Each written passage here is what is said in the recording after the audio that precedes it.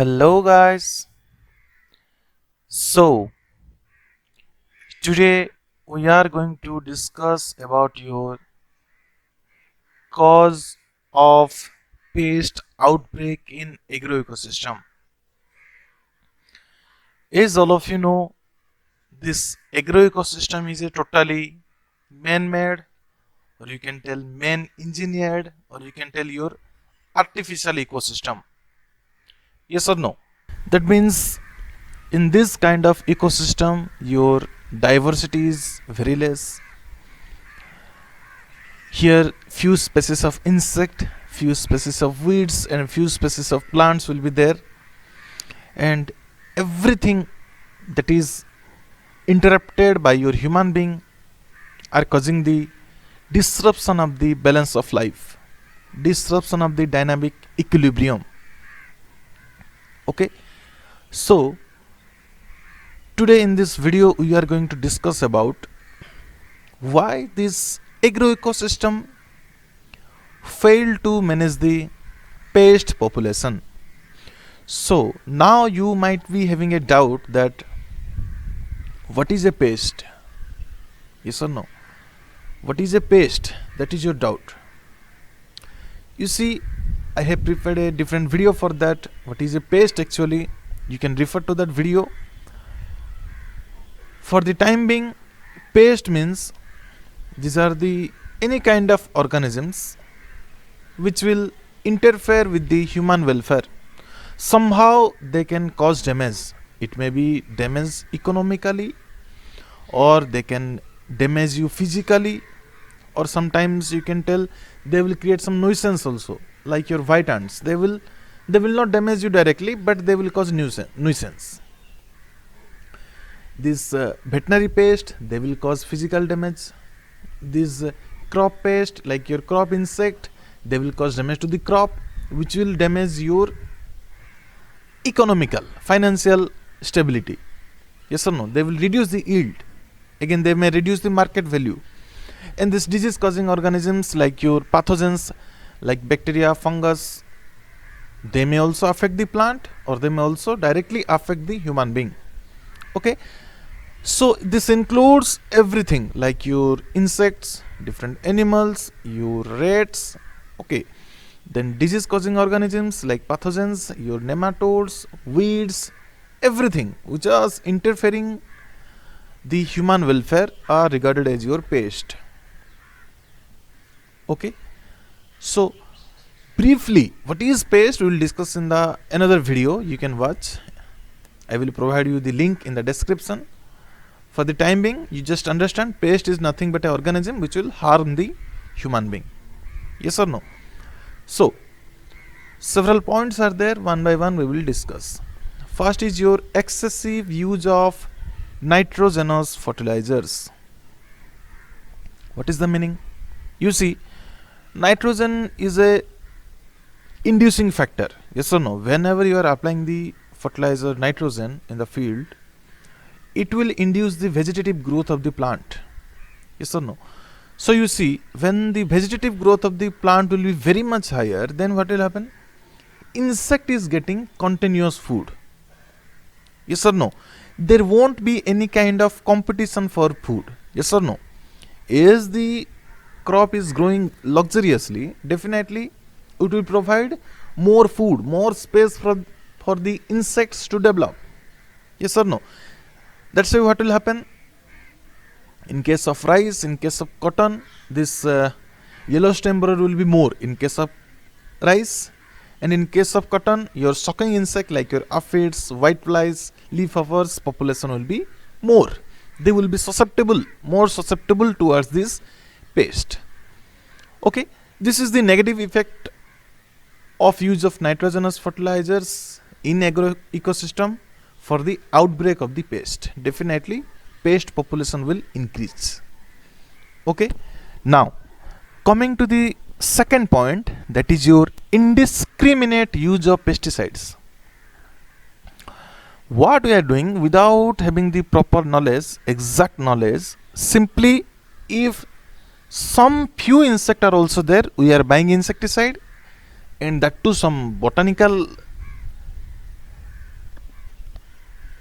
and that too some, instead of using some botanical insecticide, we are bringing your chemical insecticides, that too broad spectrum insecticide, which will kill every organism in the field.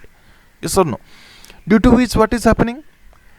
They will also kill your natural enemies. For example, you can see the deltamethrin 4-8. Okay, if you apply this insecticide in rice, then what will happen?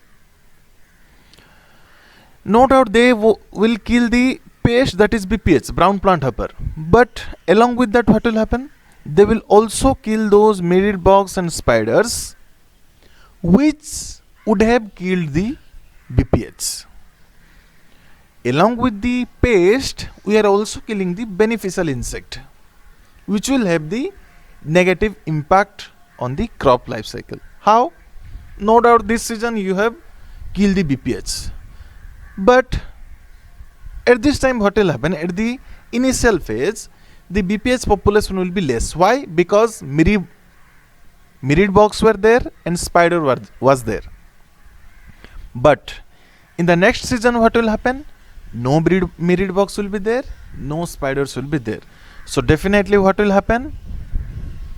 The BPH population will be very high at the initial phase due to absence of your natural enemies. So definitely your pest population will increase.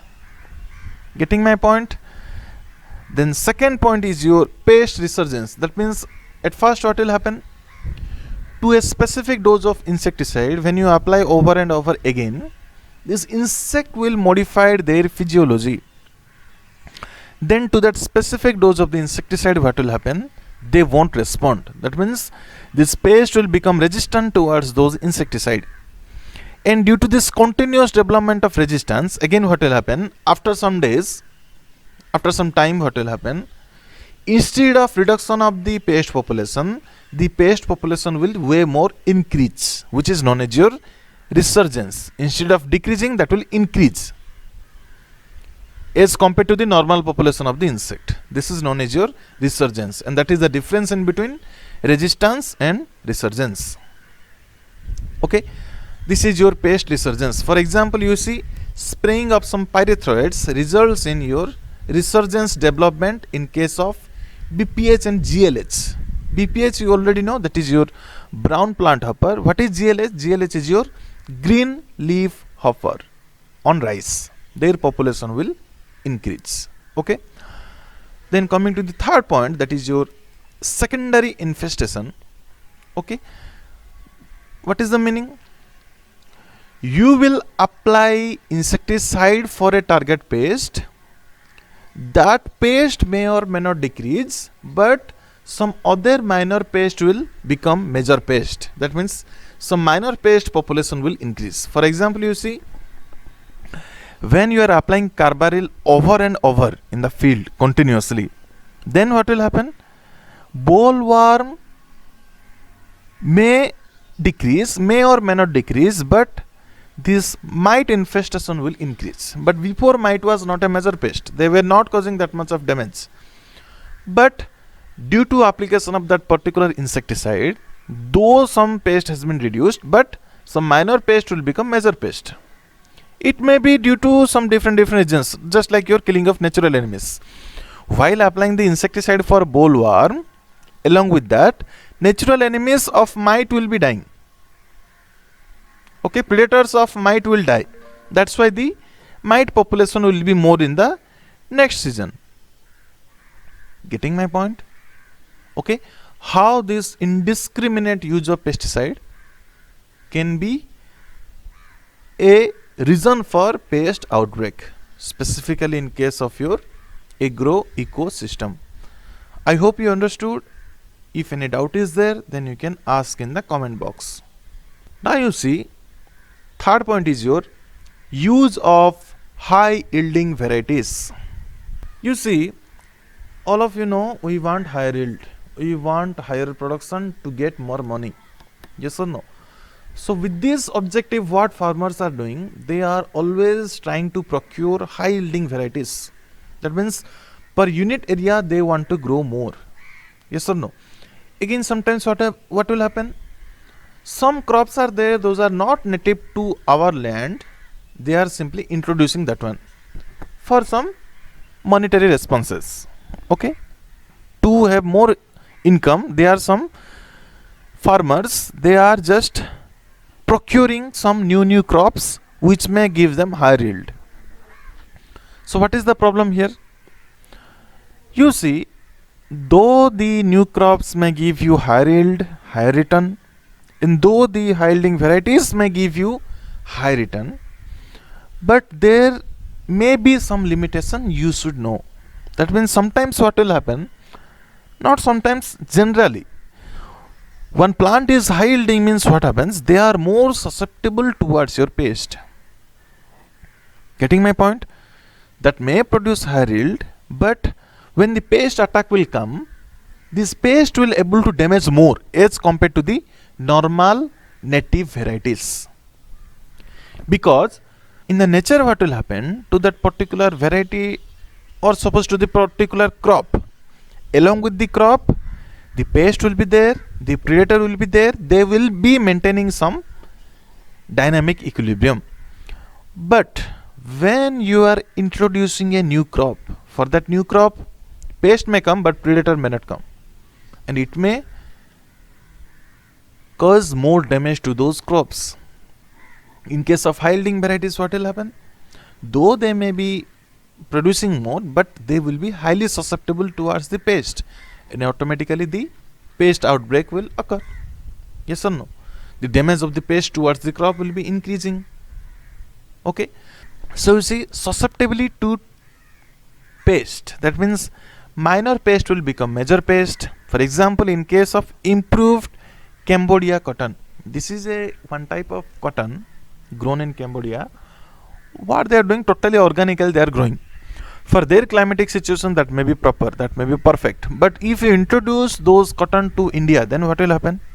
In India already cotton is growing as a monoculture in some areas, due to which too many pests are there, maximum pests are there in cotton. So to those organically Cambodia cotton, definitely the susceptibility will be more of this SBW, that means your spotted bollworm, or else stem weevil, that is your Pemphiurus affinis, and spotted bollworm means your Aedes betula. So these conditions may arise. You see, spread of gall meads resistant paddy varieties, that means Surekha and Kakatiya are the resistant varieties to gall meads, but these are highly susceptible towards BPH, stem borer, and whole maggot. That means, you see, you have to understand, a place is there where gall meads population is more, gall meads damage is more, means at that time you can use these varieties. But suppose at a place the gall meads is not that much serious, but you understood that Surekha is giving somewhat more higher yield and you will grow here, then what will happen? Either way, gall meads is not there, but BPH will be there. Now this variety is susceptible to BPH and BPH will attack more. So this kind of situation will occur, okay, in this use of high yielding varieties and introduction of new crops. I hope you understood each and every point of that. Then coming to the next point, that is your fourth point, that is destruction of forest and bringing forest area under cultivation. You see, forest will be there. In forest what will happen?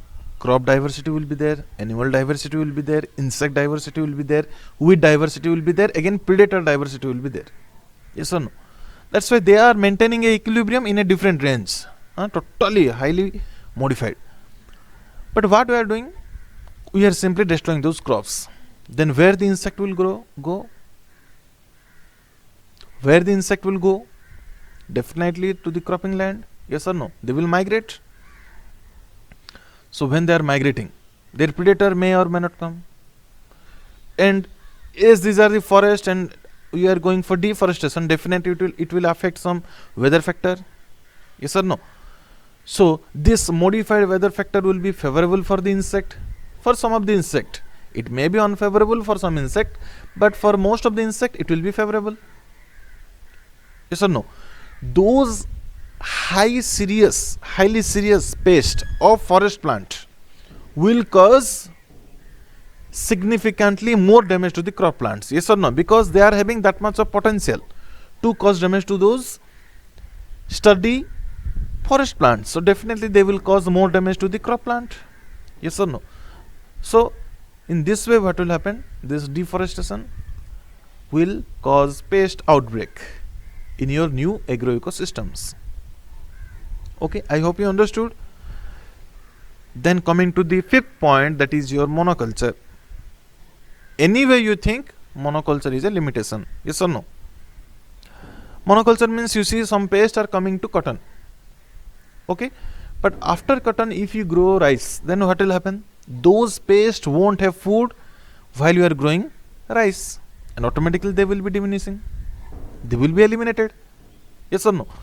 But if you go for only cotton, then what will happen? Definitely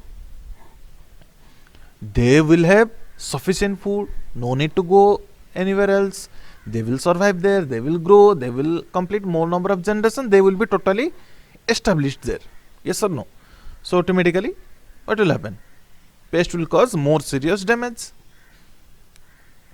Okay, no competition will be there for food and shelter, definitely, because we are only going for a single crop, and that is their favorable host crop. Okay, you see, for example, higher incidence of borer. Okay, different type of borers are there in case of sugarcane. Stem borer, shoot borer, yearly borer, late borer, so many borers are there. Okay, so when sugarcane crop is raised over extensive areas continuously, then what will happen? Automatically this borer population will increase, because wherever they will go, they will find sugarcane. So they got the favorable condition, and they will try to achieve their biotic potential. Yes or no? They will grow more, reproduce more. So now you see what will happen in case of cotton monoculture. It will induce your American bollworm, that is your Helicoverpa misera, then pink bollworm, that is your Pectinophora gossypiella. Like this, so many other pests are there which population will increase if you go for monoculture in cotton. Okay, you see the next point, rotation with closely related crops of cotton followed by Vendi increases the incidence of pests like bollworm, aphid, mite, whitefly. You see here, you will understand all of these things in your different course, that is pest of field crop. There you will understand. If you take cotton and Vendi for observation, most of the pests are similar. Those pests with specific species are going towards cotton, they also attack the okra, Vendi.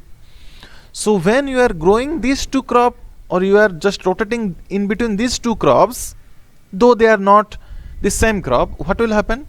Definitely damage will be more. No doubt you are changing the crop, but their pest incidence is similar.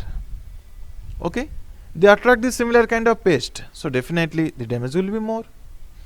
You have to grow some different type of crops where the pest population is different, then only your crop rotation will be feasible, significant. Yes or no? So this is the adverse effect of monoculture for cause of pest outbreak in agro ecosystem. Okay, now coming to the next point, sixth point, that is your introduction of a new pest in a new area. Okay, that means it may be done accidentally, or suppose you are introducing some new crops, then what will happen? Along with the crops, the pest will come. Okay, along with the crop, the pest will come, but the natural enemies won't come. But suppose one crop is there in your region Punjab, and at Punjab the pest is there, the predator is there, they are maintaining some balance of life. But suppose you have taken one crop from Punjab and introduced in Odisha without having proper observation. So in that crop, suppose one pest will come without the predator, then what will happen in Odisha now? Crop will be established. As crop, the food is there, the pest will be established. But from where the predators will come? No way. Yes or no? So here what will happen? Due to absence of natural enemies, natural control won't operate here, and definitely initially from the beginning itself the pest population will increase and that will cause more damage. Yes or no? For example, you see this woolly aphid, okay, apple woolly aphid, Eriozoma lanigerum. Okay, what happened when this woolly aphid were at Nilgiris? It has caused more damage. Okay, because in Nilgiris the natural enemies were not there, but when its natural enemy, that is your Aphelinus mali, was introduced from Punjab to Nilgiris, then what happened? Somewhat the pest population reduced, because at that time what will happen? The natural control will operate and it will automatically manage the pest. Somehow it will manage the pest. Yes or no? I hope you understood on these points. So here we go. We are in the last slide. Now coming to the 7th point, that is your accidental introduction of foreign pest. These things I already have told you. When one pest will be accidentally introducing to an area where it was not present earlier, that means pest came to an area where it was not present earlier. That means for that particular pest in this new area, no natural enemies will be there. So definitely what will happen? They will be free. They will go on feeding on the plants. Yes or no?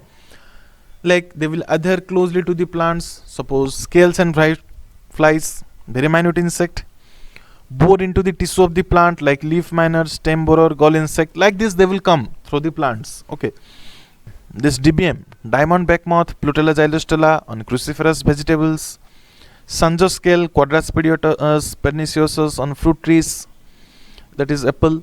Then green mealybug, Cocos viridis on coffee, potato tuber moth, Thorimaya opericulata in case of your potato, cottony cushion scale, that is your Iceria purchasei, and serpentine leaf miner, that is your Liriomyza trifoli. So these are the introduced pest example.